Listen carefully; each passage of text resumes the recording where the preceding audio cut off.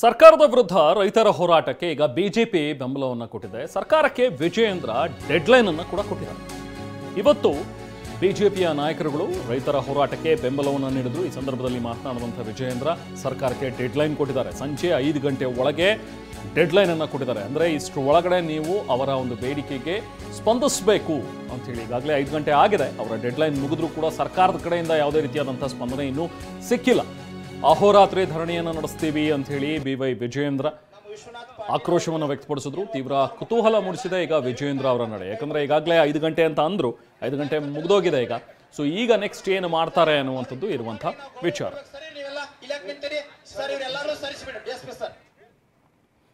So ಹೀಗೆ ಸರ್ಕಾರದ ವಿರುದ್ಧ ರೈತರು ನಡೆಸ್ತಾ ಇರುವಂತಹ ಹೋರಾಟಕ್ಕೆ ಬಿಜೆಪಿ ಬೆಂಬಲವನ್ನು ಕೊಟ್ಟಿದೆ. ಖುದ್ದು ಬಿಜೆಪಿ ರಾಜ್ಯಾಧ್ಯಕ್ಷ ವಿಜಯೇಂದ್ರ ಅವರೇ ಪ್ರತಿಭಟನೆಯಲ್ಲಿ ಭಾಗಿಯಾಗಿದ್ದಾರೆ. ಸರ್ಕಾರಕ್ಕೆ ವಿಜಯೇಂದ್ರ ಡೆಡ್ಲೈನ್ ಕೂಡ ಈಗ ಕೊಟ್ಟಿದ್ದಾರೆ. ಅದು ಅಂತ್ಯ ಕೂಡ ಆಗಿದೆ. ಮತ್ತೊಂದು ಕಡೆ ಸರ್ಕಾರಿ ಸಕ್ಕರೆ ಕಾರ್ಖಾನೆಗಳ ಲಾಬಿಗೆ ಸರ್ಕಾರ ಮಣಿಯಿತಾ ಅನ್ನುವಂಥ ಒಂದು ಅನುಮಾನ ಕೂಡ ಎದ್ದಿದೆ. ಯಾಕೆಂದ್ರೆ ಬೆಳಗಾವಿ ಭಾಗದಲ್ಲಿ ಪ್ರಭಾವಿಗಳ ಒಡೆತನದಲ್ಲಿ ಸಕ್ಕರೆ ಕಾರ್ಖಾನೆಗಳಿವೆ. ಯಾರ್ಯಾರ ಹತ್ರ ಕಾರ್ಖಾನೆಗಳಿವೆ, ಎಷ್ಟೆಷ್ಟು ಕಾರ್ಖಾನೆಗಳ ಒಡೆಯರಾಗಿದ್ದಾರೆ, ಈ ಬಗ್ಗೆ ಕಂಪ್ಲೀಟ್ ರಿಪೋರ್ಟ್ ಇಲ್ಲಿದೆ ನೋಡೋಣ. ಕರ್ನಾಟಕ ರಾಜ್ಯ ರೈತ ಸಂಘಕ್ಕೆ ಕಬ್ಬು ಬೆಳೆಗಾರರು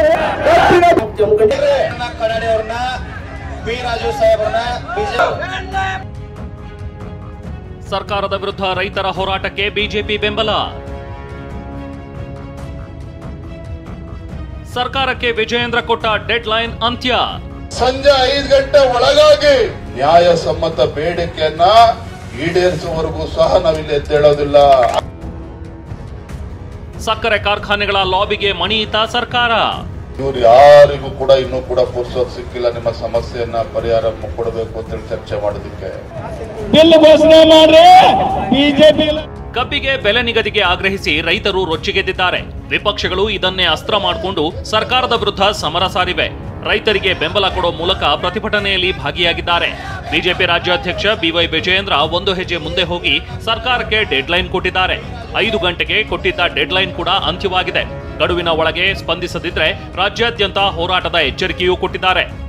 ರಾಜ್ಯದ ಮುಖ್ಯಮಂತ್ರಿಗಳಿಗೆ ನಾನು ಇವತ್ತು ಎಚ್ಚರಿಕೆಯನ್ನು ಕೊಡೋದಕ್ಕೆ ಇಚ್ಛೆ ಪಡ್ತೇನೆ. ಮಾನ್ಯ ಮುಖ್ಯಮಂತ್ರಿಗಳೇ, ಮಾನ್ಯ ಸಕ್ಕರೆ ಖಾತೆ ಸಚಿವರು, ಹಾಗೇನೆ ನಮ್ಮ ಉಸ್ತುವಾರಿ ಸಚಿವರುಗಳು ತಾವೇನಿದ್ದೀರಿ, ಈಗ ಸಮಯ 1 ಗಂಟೆ 10 ನಿಮಿಷ ಆಗಿದೆ. ಸಂಜೆ 5 ಗಂಟೆ ಒಳಗಾಗಿ ಅಧಿಕಾರಿಗಳು ಬರ್ತಾರೋ, ಉಸ್ತುವಾರಿ ಸಚಿವರು ಬರ್ತಾರೋ, ಸಕ್ಕರೆ ಸಚಿವರು ಬರ್ತಾರೋ ಅಥವಾ ಮುಖ್ಯಮಂತ್ರಿಗಳು ಎಲ್ಲಿ ಬರ್ತಾರೋ ನನಗೆ ಗೊತ್ತಿಲ್ಲ. ಕಬ್ಬು ಬೆಳೆಗಾರರ ನ್ಯಾಯಸಮ್ಮತ ಬೇಡಿಕೆಯನ್ನ ಈಡೇರಿಸುವವರೆಗೂ ಸಹ ನಾವಿಲ್ಲಿ ಎದ್ದೇಳೋದಿಲ್ಲ. ನಾಳೆ ದಿನ ನಮ್ಮ ಮುಖಂಡರು ಮಾತಾಡ್ತಿದ್ರು, ಅಣ್ಣ ನಾಳೆ ನೀವು ಹುಡುದಬ್ಬ ಇದೆ, ಬೆಂಗಳೂರಿಗೆ ಹೋಗಿ ಬಹಳ ಜನ ಬರ್ತಾರೆ ಅಂತೇಳಿ. ರೈತರು ಬೀದಿಗಿಳಿದು ಹೋರಾಟ ಮಾಡ್ತಾ ಇರುವಾಗ, ಕಬ್ಬು ಬೆಳೆಗಾರರು ಬೀದಿಗಿಳಿದು ಹೋರಾಟ ಮಾಡುವಾಗ ನಿಮ್ಮ ವಿಜಯೇಂದ್ರ ಬೆಂಗಳೂರಲ್ಲಿ ಕುತ್ಕೊಂಡು ಹುಟ್ಟುಹಬ್ಬ ಆಚರಣೆ ಮಾಡುವಂತ ಪ್ರಶ್ನೆ ಇಲ್ಲ. ನಾನು ಕೂಡ ಇಲ್ಲೇ ಇರ್ತೇನೆ. ನಾಳೆನೂ ಕೂಡ ನಮ್ಮ ಕಬ್ಬು ಬೆಳೆಗಾರರು ಹೋರಾಟಗಾರರು ತಾವೇನಿದ್ದೀರಿ, ನಾಳೆನೂ ಕೂಡ ಇಲ್ಲಿ ಇದ್ದು ನಮ್ಮ ರೈತರ ಸಮಸ್ಯೆಗೆ ಪರಿಹಾರ ಸಿಗಬೇಕು.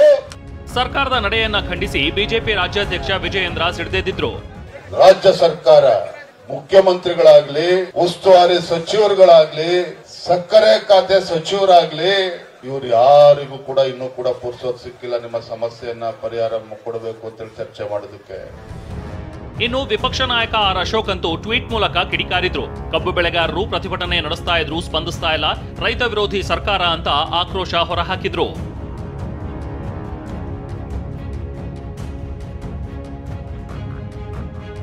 ಜೆಡಿಎಸ್ ಕೂಡ ಸಾಮಾಜಿಕ ಜಾಲತಾಣದಲ್ಲಿ ಸರ್ಕಾರದ ವಿರುದ್ಧ ಹರಿಹಾಯ್ದಿದೆ. ಸರ್ಕಾರ ಸಕ್ಕರೆ ಕಾರ್ಖಾನೆಗಳ ಲಾಬಿಗೆ ಮಣಿದಿದೆ ಅಂತ ಆರೋಪಿಸಿದೆ. ನೆರೆಹಾನಿಯಿಂದ ಸಂಕಷ್ಟಕ್ಕೆ ಸಿಲುಕಿರುವ ಕಬ್ಬು ಬೆಳೆಗಾರರು ಪ್ರತಿ ಟನ್ ಕಬ್ಬಿಗೆ 3,500 ದರ ನಿಗದಿಪಡಿಸುವಂತೆ ಆಗ್ರಹಿಸಿದ್ದಾರೆ. ಸಕ್ಕರೆ ಕಾರ್ಖಾನೆಗಳ ಲಾಬಿಗೆ ಮಣಿದಿರುವ ರೈತ ವಿರೋಧಿ ರಾಜ್ಯ ಸರ್ಕಾರ ಅನ್ನದಾತರ ನೋವಿಗೆ ಸ್ಪಂದಿಸುತ್ತಿಲ್ಲ.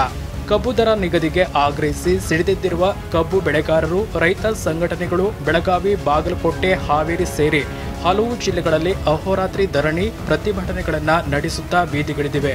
ದಪ್ಪ ಚರ್ಮದ ಕಾಂಗ್ರೆಸ್ ಸರ್ಕಾರ ಇನ್ನಾದರೂ ಎಚ್ಚೆತ್ತು ಕಬ್ಬು ಬೆಳೆಗಾರರ ನ್ಯಾಯಯುತ ಬೇಡಿಕೆಯನ್ನ ಈಡೇರಿಸಬೇಕು ಎಂದು ಜೆಡಿಎಸ್ ಪಕ್ಷವು ಆಗ್ರಹಿಸುತ್ತದೆ.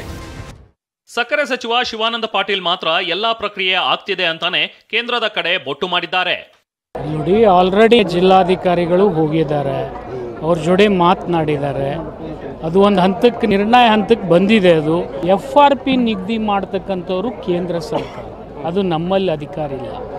ಆದರೂ ಕೂಡ ನಾವು ಯಾವ ಕಾರ್ಖಾನೆಯಲ್ಲಿ ಹೆಚ್ಚಿಗೆ ರಿಕವರಿ ಇದೆ ಅವ್ರಿಗೆ ಹೆಚ್ಚಿಗೆ ಕೊಡಿಸ್ಬೇಕು ಅನ್ನುವಂಥ ಹಂತಕ್ಕೆ ಮಾತುಕತೆ ನಡೀತಾ ಇದೆ.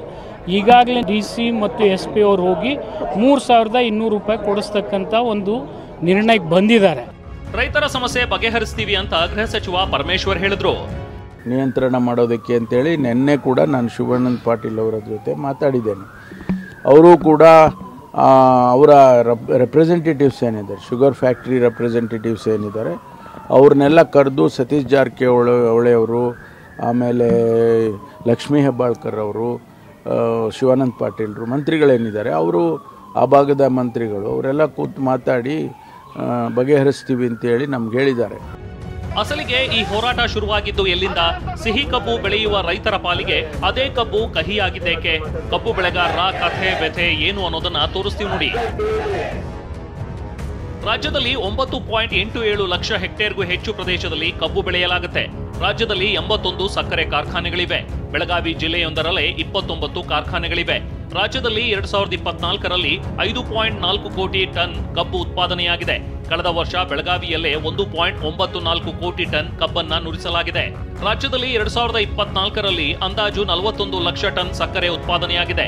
ಬೆಳಗಾವಿಯಲ್ಲಿ 16.15 ಲಕ್ಷ ಟನ್ ಸಕ್ಕರೆ ಉತ್ಪಾದನೆಯಾಗಿದೆ.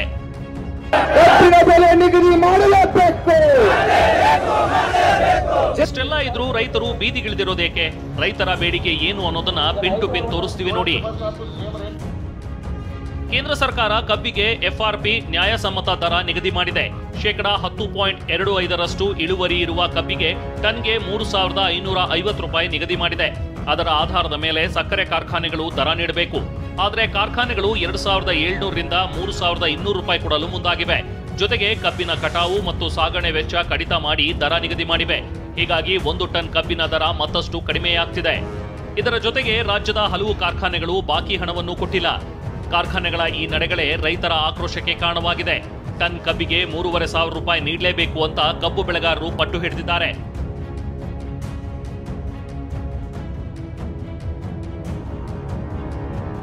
ಕರ್ನಾಟಕದಲ್ಲಿ ಹೀಗೆ ಬೆಲೆ ಕಡಿಮೆಯಾಗ್ತಿದೆ. ಆದರೆ ನೆರೆಯ ಮಹಾರಾಷ್ಟ್ರದಲ್ಲಿ ಪ್ರತಿ ಟನ್ ಕಬ್ಬಿಗೆ 300ರಿಂದ 400 ರೂಪಾಯಿ ಹೆಚ್ಚಿಗೆ ಸಿಗ್ತಾ ಇದೆ. ಇದರಿಂದ ರಾಜ್ಯದ ಕಬ್ಬು ನೆರೆಯ ಮಹಾರಾಷ್ಟ್ರಕ್ಕೆ ಹೋಗ್ತಿದೆ. ಅಂದಾಜಿನ ಪ್ರಕಾರ ಬೆಳಗಾವಿ, ಬಾಗಲಕೋಟೆ ಸೇರಿದಂತೆ ಮಹಾರಾಷ್ಟ್ರದ ಗಡಿಯಲ್ಲಿರುವ ಜಿಲ್ಲೆಗಳಿಂದ 10 ಲಕ್ಷಕ್ಕೂ ಹೆಚ್ಚು ಟನ್ ಕಬ್ಬು ರವಾನೆಯಾಗ್ತಿದೆ.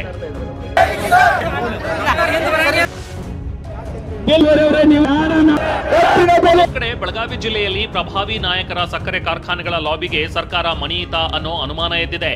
ಬೆಳಗಾವಿ ಭಾಗದಲ್ಲಿ ಬಹುತೇಕ ಕಾರ್ಖಾನೆಗಳು ಪ್ರಭಾವಿ ಸಚಿವರು, ಶಾಸಕರ ಒಡೆತನದಲ್ಲಿವೆ. ಹೀಗಾಗಿಯೇ ಸರ್ಕಾರ ಅವರ ವಿರೋಧ ಕಟ್ಟಿಕೊಳ್ಳೋಕೆ ಹೋಗದೆ ಸೈಲೆಂಟ್ ಆಗಿದೆ. ದರ ನಿಗದಿ ಮಾಡೋ ಶಕ್ತಿ ಇದ್ರೂ ಸರ್ಕಾರ ಡೋಂಟ್ ಕೇರ್ ನಡೆ ಅನುಸರಿಸ್ತಾ ಇದೆ ಅಂತ ಹೇಳಲಾಗ್ತಿದೆ. ಹಾಗಾದ್ರೆ ಎಷ್ಟು ಕಾರ್ಖಾನೆಗಳು ಪ್ರಭಾವಿಗಳ ಹೆಸರಲ್ಲಿವೆ? ಇದನ್ನ ತೋರಿಸ್ತೀವಿ ನೋಡಿ. ಬೆಳಗಾವಿ ಜಿಲ್ಲೆಯ ಉಸ್ತುವಾರಿ ಸಚಿವ ಸತೀಶ್ ಜಾರಕಿಹೊಳಿ ಒಡೆತನದ 2 ಕಾರ್ಖಾನೆ, ಸಚಿವೆ ಲಕ್ಷ್ಮೀ ಹೆಬ್ಬಾಳ್ಕರ್ ಒಡೆತನದ 1 ಸಕ್ಕರೆ ಕಾರ್ಖಾನೆ, ಅವರ ಸಹೋದರ ಚನ್ನರಾಜ್ ಹಟ್ಟಿಹೊಳಿ ಒಡೆತನದ 1 ಕಾರ್ಖಾನೆ, ಬೆಳಗಾವಿಯಲ್ಲಿ ಕತ್ತಿ ಕುಟುಂಬ ಒಡೆತನದ 1 ಕಾರ್ಖಾನೆ, ಲಕ್ಷ್ಮಣ ಸವದಿ ಕುಟುಂಬದ ಹಿಡಿತದಲ್ಲಿ 1 ಕಾರ್ಖಾನೆ, ರಮೇಶ್ ಜಾರಕಿಹೊಳಿ 1, ಬಾಲಚಂದ್ರ ಜಾರಕಿಹೊಳಿ 1, ಜೊಲ್ಲೆ ಹಿಡಿತದಲ್ಲಿರುವ 2, ಪ್ರಭಾಕರ್ ಕೋರೆ ಹಿಡಿತದಲ್ಲಿ 3, ಮಾಜಿ ಸಚಿವ ಶ್ರೀಮಂತ್ ಪಾಟೀಲ್ರ 1 ಸಕ್ಕರೆ ಕಾರ್ಖಾನೆ, ಮಾಜಿ ಶಾಸಕ ಮಹದೇವಪ್ಪ ಯಾದವಾಡ ಹಿಡಿತದ 1 ಕಾರ್ಖಾನೆ ಇದೆ. ಹೀಗೆ ಪ್ರಭಾವಿಗಳ ಹೆಸರಲ್ಲಿ ಕಾರ್ಖಾನೆಗಳಿರೋದ್ರಿಂದ ಸರ್ಕಾರ ಸೈಲೆಂಟ್ ಆಗಿದೆ ಅಂತ ವಿಪಕ್ಷಗಳು ಆರೋಪಿಸ್ತಾ ಇವೆ. ಸದ್ಯ ರೈತರ ಸಮಸ್ಯೆಯನ್ನ ಸರ್ಕಾರ ಹೇಗೆ ಬಗೆಹರಿಸುತ್ತೆ ಅನ್ನೋದೇ ಮುಂದಿರುವ ಪ್ರಶ್ನೆ. Bureau report, TV9.